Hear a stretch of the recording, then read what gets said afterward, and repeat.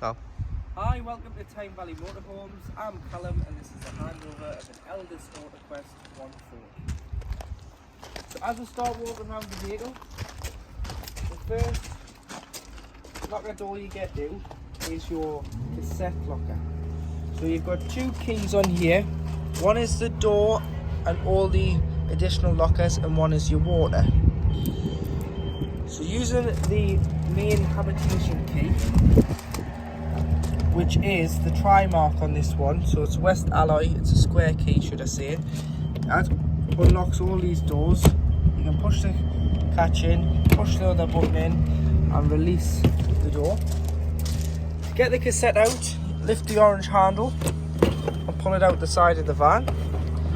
Once you've got it out the side of the van, you either carry it or you can wheel it to your waste disposal point, which is normally beside your shower and toilet block on site.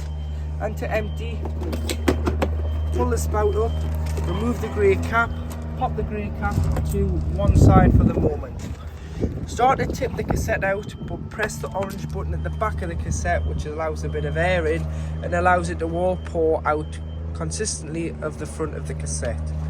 Once you've done that, there's normally a tap, so you'd put a bit of water in, give it a rinse, tip out again before going in with a cap full of liquid. So a cap full, which is 120ml of either green or blue chemical, which your site will tell you which they prefer when you book the site or arrive on the site. Normally you can use green or blue, but the blue's got a bit of a dye in, so now some sites now ask if you could use the more environmentally friendly of the green. Once you've done that, you put it in the van. Just underneath here you do have your wastewater outlet tap. So all your wastewater goes into a separate holding tank. On the way out of your site, you drive over the grid and you want to open that up, and it will drain any waste that's on board the vehicle out.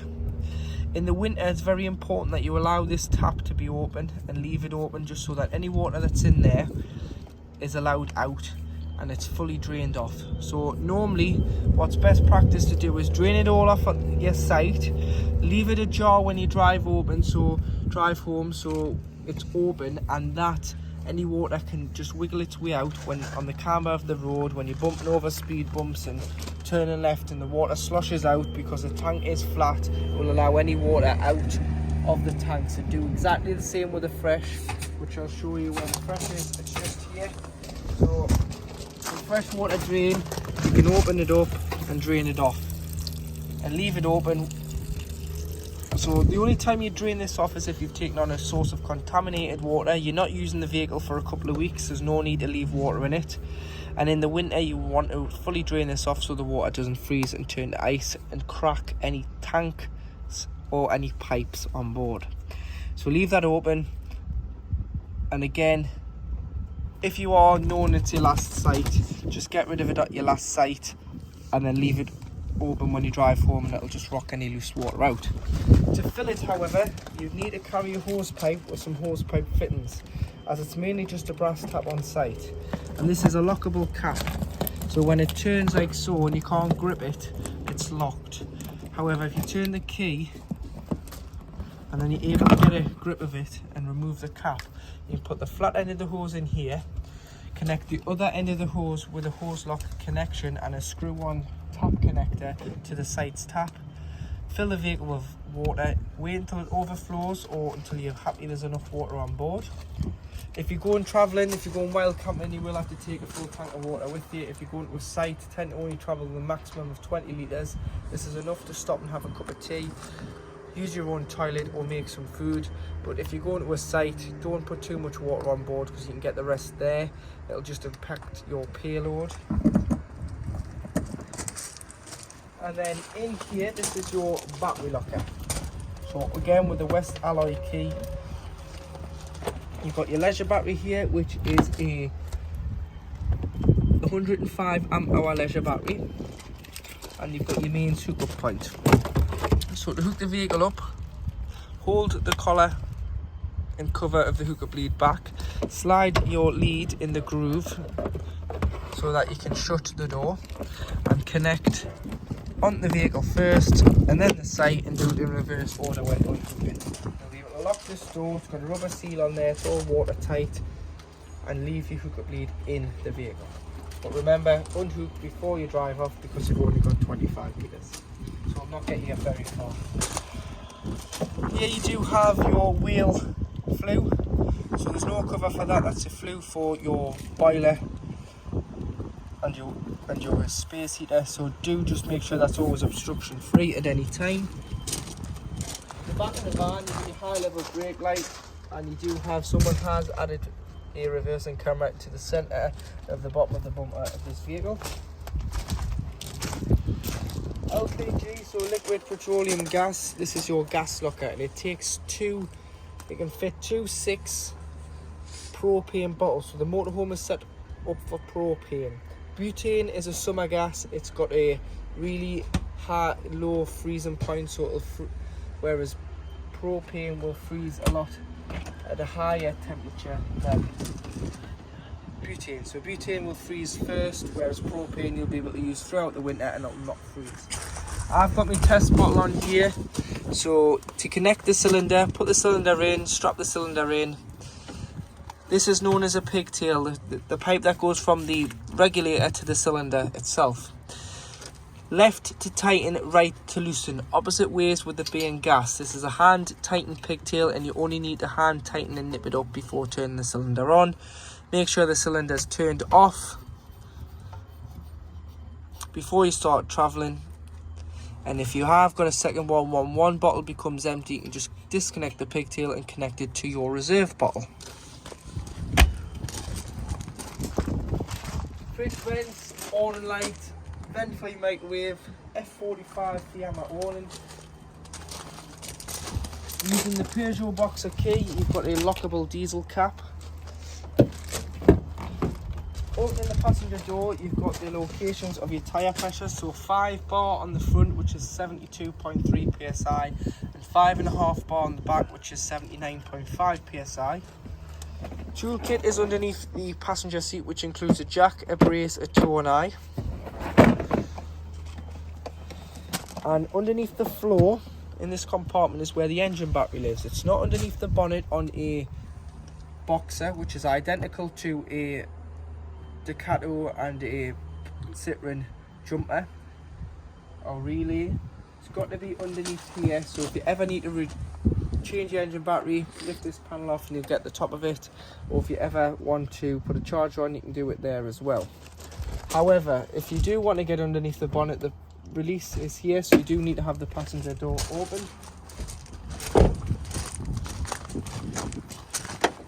And under here you've got your fluids. So screen wash, which is the main one you're going to need to top up, because you'll use a lot of that in the summer to keep the midges and the flies off the windscreen when travelling. Power steering fluid, brake fluid, and your coolant. Oil filler and dipstick.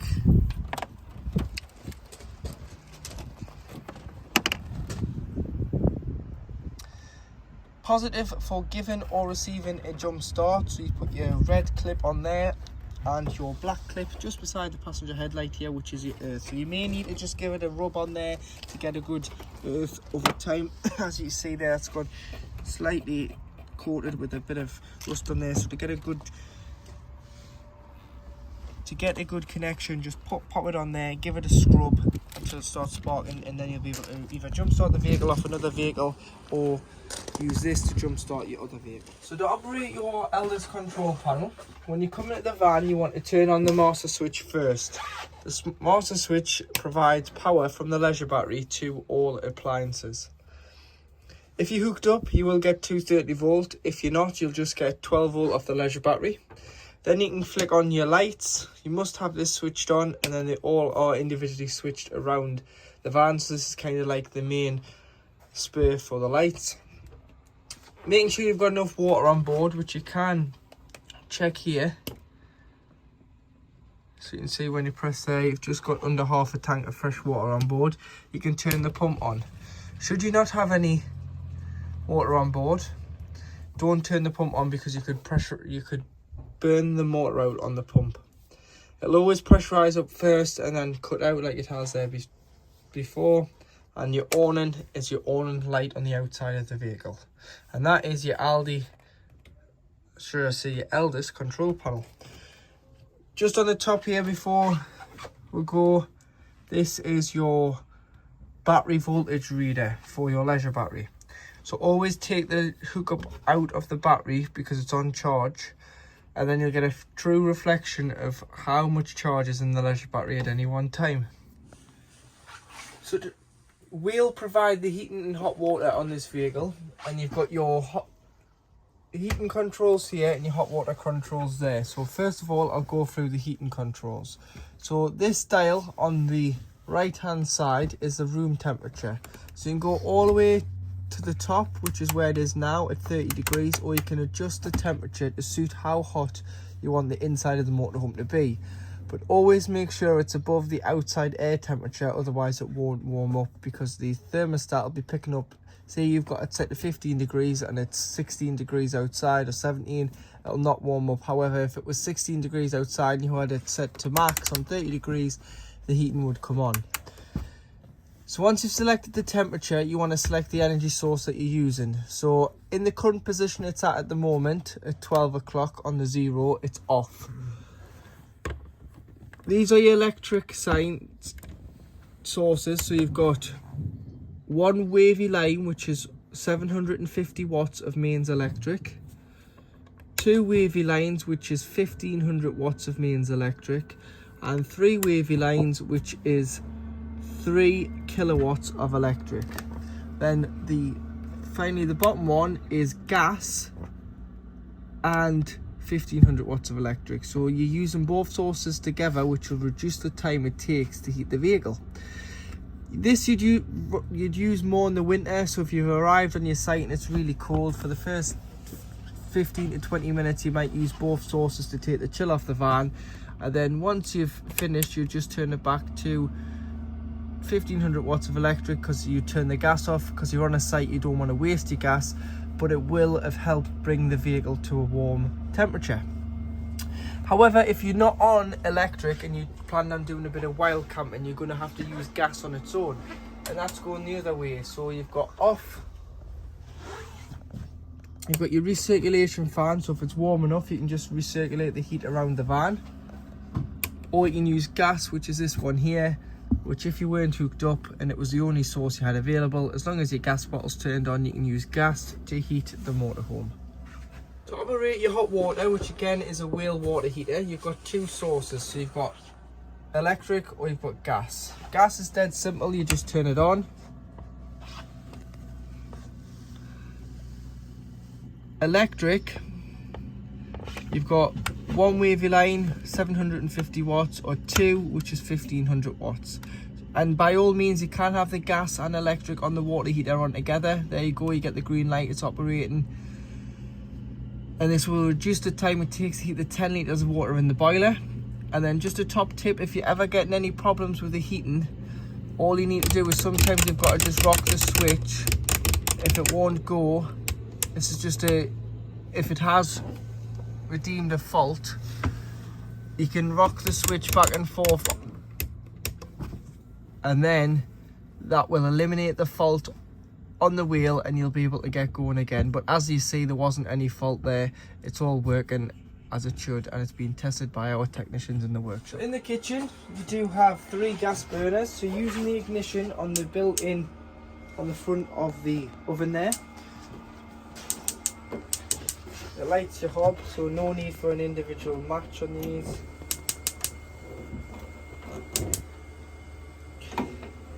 And just a top tip for you, if you've had the van in storage, or you have had, or you just haven't used it for a while, when you first turn the bottle off, the line, or should I say when you first turn the bottle on even, the lines will be empty and they'll be full of a lot of air, because there's no gas in it, and obviously gas is heavier than air. So what you need to do is, when you try to, if you've come in and tried to power your heater up, or your water heater, or your fridge, and it's not lighting, best thing to do is come and light one of the hobs first. Prime the gas through, so just keep it held in listen for the gas. Once you hear the gas, ignite it, and it'll bring the gas through and prime the lines. And then once you've had these on, if you do allow it to cool down before you put the glass lid down, otherwise you will shatter the glass lid. Making sure your pump's on, you get a pressurised flow of water, and that water's starting to warm up there, so we've got your hot water on both gas and electric to test.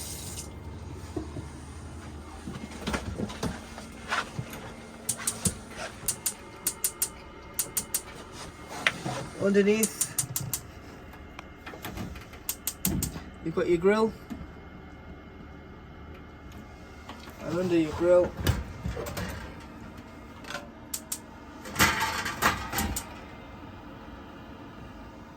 you do have your oven.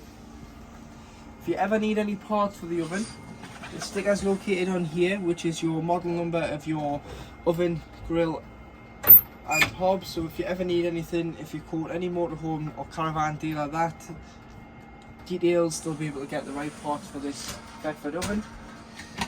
Underneath, you've got some storage, but located in the left hand corner of this cabinet is 3 gas isolation valves. So you've got the fridge, the hob and the oven.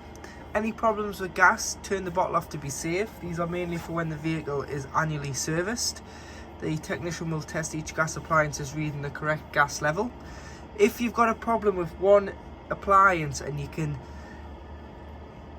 think it's just one appliance, so say you were wild camping and your fridge was leaking gas, or you were concerned about the gas on the fridge, you can isolate it like so and still use all the other bits and pieces of the vehicle and not ruin your holiday. But any problems with gas, because it's gas, I always say turn the bottle off. It's a lot safer to have no gas than fiddle around with gas and there'll be a problem. In here you do have some storage drawers.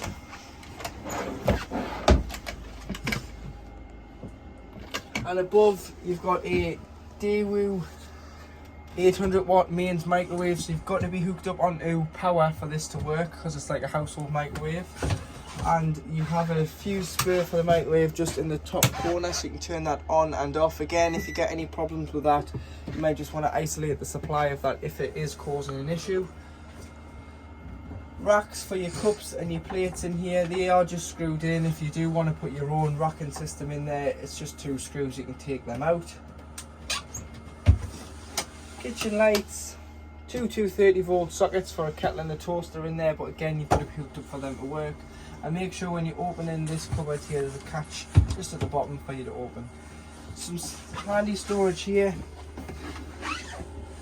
To operate your Dometic fridge with freezer compartment, so your fridge works off 3 sources. It works off mains 230 volt, which is like a household fridge when you're hooked up and you've got the van on hookup. It works on gas when the gas bottle's turned on. You would use that if you were wild camping and you didn't have a supply of electric, because you wouldn't want to waste your gas when you do have electric. And it works on 12 volt, and 12 volt is not your leisure battery, it's off your engine. When your engine is running, it sends a feed which is just designed to keep the temperature when you're traveling until you arrive back on your site and either select gas or electric. So if you're lucky enough to keep this at home, before going away, it's always best that you hook the vehicle up. That allows the leisure battery to take a charge. It allows the fridge to be selected on mains, which is the picture of the plug here. And it can chill the fridge, and then the day before, go off shopping, bring your shopping back and load your fridge. Allow that to chill overnight so that your shopping gets down to temperature in the fridge, and then when you're ready to travel, you can go from hook up when you've unhooked the van to battery, which is this one here. And then as soon as you start the engine, it will send a feed from the alternator to the fridge and keep it nice, like a giant cool box, and nice and fresh in that temperature, and just maintain that temperature when you're traveling until you either arrive back on site and go to gas, or go to electric should I say, or if you're wild camping you can go on to gas, which is right down the bottom here. This is your gas indicator. This is your temperature adjustment, so you can adjust the temperature. So when pre-chilling, always have it on full. When you've got your shopping in, turn it down, because sometimes it can form ice on full. But what you need to do is put it back onto full when you've selected gas, push it in, and this is a piezo spark ignition. Press and hold. And you want to look at that orange band, and it slowly starts to go into green. Once it's in the green, you can let go. So keep igniting until it goes into green. Once it's over the green mark, you can let go. And once it's into green like it is there, it is lit on gas. If it goes back into the white, either your gas has run out or it's come off gas. Normally it's because your gas has run out is the problem. So if you're wild camping for a couple of days and you do check the fridge and the orange band's gone back into the white, either gas has turned off or it's run out. And then make sure with the fridge that when you're not using it, you leave the fridge door open. So you clean it out and you leave the door open. So if you just press the courtesy, this is a courtesy light, if you just press this toggle here and pull the pins forward, it stops the door from shutting because it's got a rubber seal. And the rubber seal against the frame here will cause an airtight seal and trap the air, and that's when you're going to get the smell in the van. So just leave the door open, either on the pins or just put something in front of it.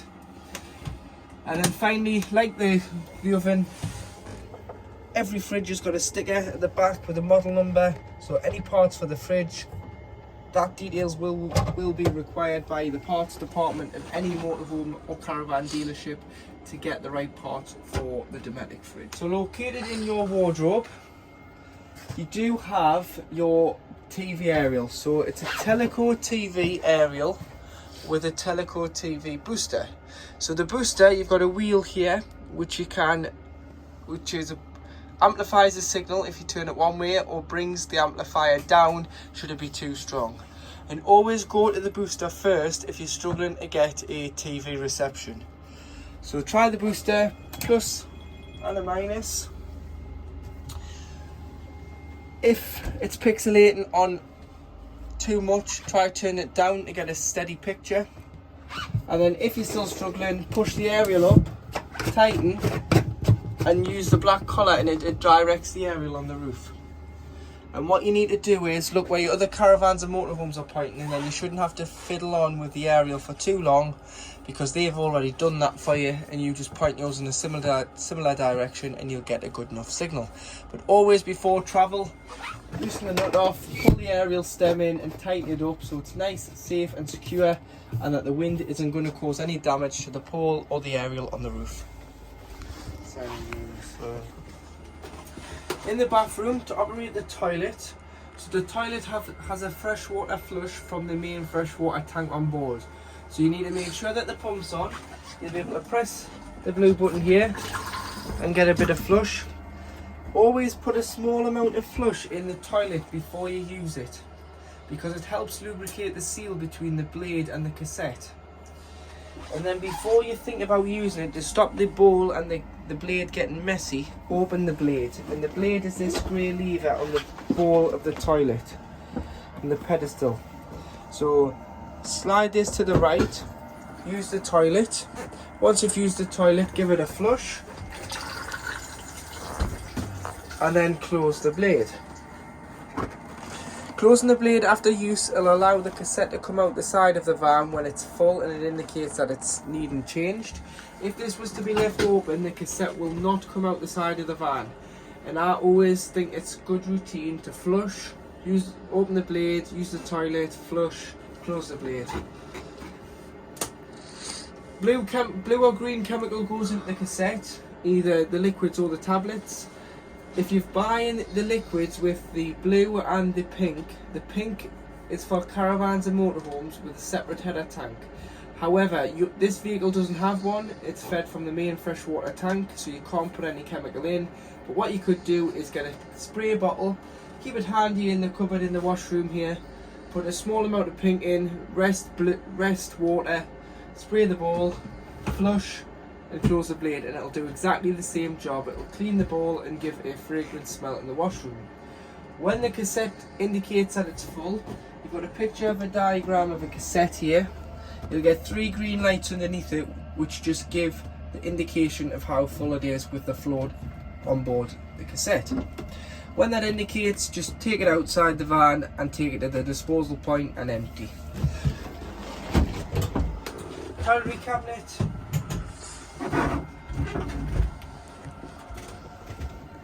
Slide out sink there. So all of the plastics in this washroom are a white finished plastic, so they're like a brilliant white. To clean any of these, don't use any harsh bleach on either the shower tray, the toilet, any of the cabinetry or the sink itself, because you'll take the finish away, and bleach will give you a yellow horrible stained look. So just use basically either Dettol spray, a flash spray with a microfiber, or as simple as soap, Fairy Up liquid with a microfiber, no harsh chemicals or no harsh scourers, because you'll just damage the finish on the shower tray and surround. Screen needs to be tied back top and bottom when travelling. When you want to use it, just take the turnbuckle catch off, place this end in here, and it sits on a magnet so it covers the toilet from getting wet and you can have a shower. When you're winterizing, if you just unscrew the shower head, as you can see there's a lot of water still kept in there. Unscrew the shower head, put in the shower tray, put the hose down like so, and leave this tap open with the pump off. It will stop any water from sitting in this pipe and potentially freezing. Because if the pipe was up like so, there's a U-bend and water could sit in there. So it's just good practice just to unscrew and lie the shower hose in the shower tray, and leave all taps throughout the van open in the middle position of the mixer to avoid frost damage in the taps where the water freezes in the cartridge of the tap, just because then when you come to reuse it you've got problems and then you've got to get it in for repair. Now in the back lounge, before we make the bed up, just under here, the back section is where the fuse board of the vehicle is. So you've got all your 12 volt fuses, so go and buy yourself an assortment pack of standard blade fuses. And what that'll do is, it'll mean that you're equipped, so if a 12 volt appliance isn't working, always check a fuse first, because it's going to be a fuse. If power's not coming to that appliance on 12 volt, it's probably because a fuse is blown or burnt out. So you just change the fuse, and if you carry fuses with you, you don't have to ruin your holiday, or you don't have to rush around finding fuses. You can just pick the fuse out. So pick a fuse out like so. Check the fuse in the middle there, that one's intact. If it wasn't, that would be blown or have a break in it, and you'd be able to change the fuse for the same amperage fuse, pop it back in and replenish the problem. Above, you've got your MCBs and main trip tester.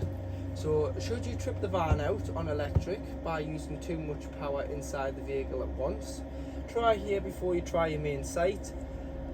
And if you've got the vehicle hooked up and you're not receiving mains power, best way to check is if the vehicle's fitted with a microwave like this one is. If it illuminates and it works, great, you've got power, because that's a mains appliance. If not, check that the vehicle trips. If it trips, you've got power. If it doesn't trip, you're not receiving power, and it's the other end of where you're getting the power from. So in the back lounge, you can either use the beds as two singles, and if you're going to use them as singles, just take the backrests off and pop them in the cab, because you get a wider bed. Or what you can do is you can slide it forward slightly and put the backrest down at the back, and it still gives you the same width. You're just pulling the base cushion forward or removing the backrests. However, if you are wanting to make the big giant double bed, section here you slide out, this is the lats, so nice and slowly with these, and you get the two stoppers here. Lift and slide it out a little bit further so that it wedges against the stopper and the gable end of the lounge. It means that this can't move, the bed's fixed in place, So that's filled the void in between the walkway between the seats. And then all you need to do is use the backrests. You can put the backrests at the back or the front. It's entirely up to you. We'll pop the backs in there.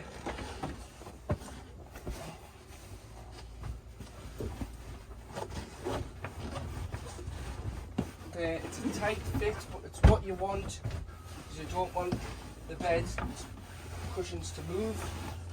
But what I would advise is turning everything upside down, because you get the flatter surface to sleep on. You don't get the bull noses, you don't get the pins in the cushions where they've pinned them for a design of dress.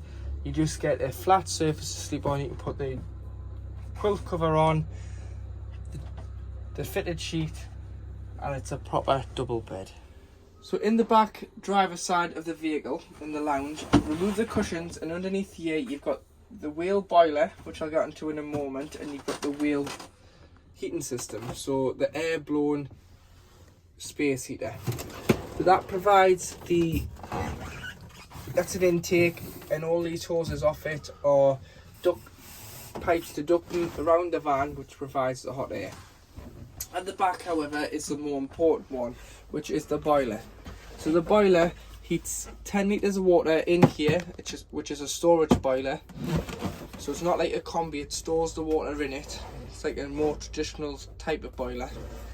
And what that does is, in the winter, this boiler needs drained off, because if you don't drain it off, it could be susceptible to frost damage, where the water will freeze, cause damage, and then it's not covered under your warranty, as it's your responsibility to drain the vehicle down.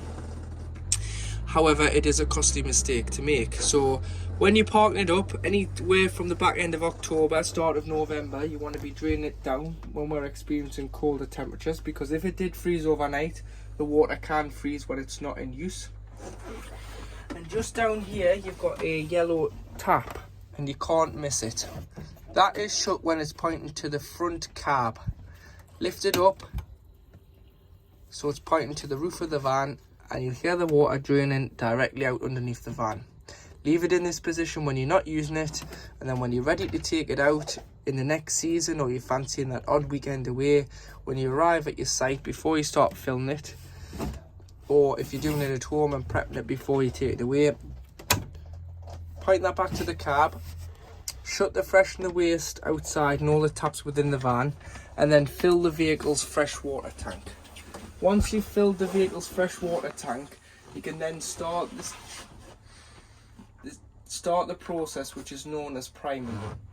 And to prime the system, you turn your pump on, you go to the cold side, you'll get a pressurised cold water feed. You go to the hot side, and what it's doing is it's going to split out a lot of air and water out of the hot tap until it gets a pressurised flow, because it's transferring the water from the fresh water tank into here of 10 litres. Once 10 litres is has maxed its capacity in the boiler, it'll pressurise the system by chucking down the taps. Once you've done one tap, do them all, and then your system is then primed. But always drain down your boiler in the winter to avoid frost damage.